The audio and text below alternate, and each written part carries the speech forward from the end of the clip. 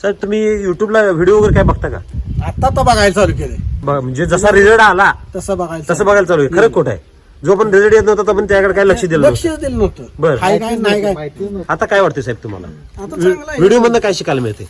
शिकायला म्हणजे कसं कसं वापरायचं, काय काय वापरलेल्या लोकांचा रिझल्ट अनुभव कळतो. अनुभव कळतो. हा, त्यामुळे आपला पण उत्साह वाढतोय, वाढतोय. है का नाही? तुमच्या पुतण्याने जे काय तुम्हाला धाडस करायला लावलं, पाण्यात पावताय तुम्हीच, फक्त त्यांनी काय केलं, ढकलून दिलं.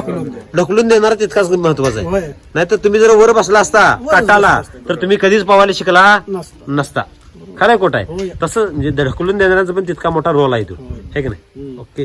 तर व्हिडिओ मध्ये साहेब शिकायला मिळालं तर राम सरांनी एवढी चांगली टेक्नॉलॉजी निर्माण केली मिल्क चार्जर, तर तुम्ही राम सरांना काय संदेश द्याल? काय चांगलंच केलं की तिने, है का नाही? प्रत्येक गोटावाल्यानं वापरलं तर काय होईल फायदा होणार की.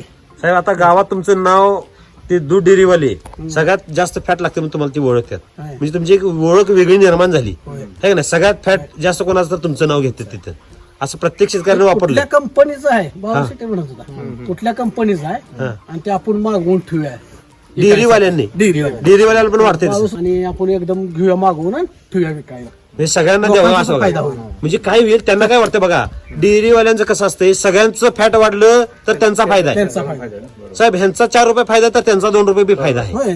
खरं खोट आहे? ज्याचा फॅट कमी लागते ते दूध मार्केटला सुद्धा जास्त चालत नाही. चालत नाही ना ते. बरोबर आहे का नाही? म्हणजे त्यांचा फॅट वाढावा, त्यांचा इन्कम वाढावा म्हणून त्यांनी त्यांची पण मागणी करतात. मागणी करतात. त्यांना तुम्ही काय सांगितलं?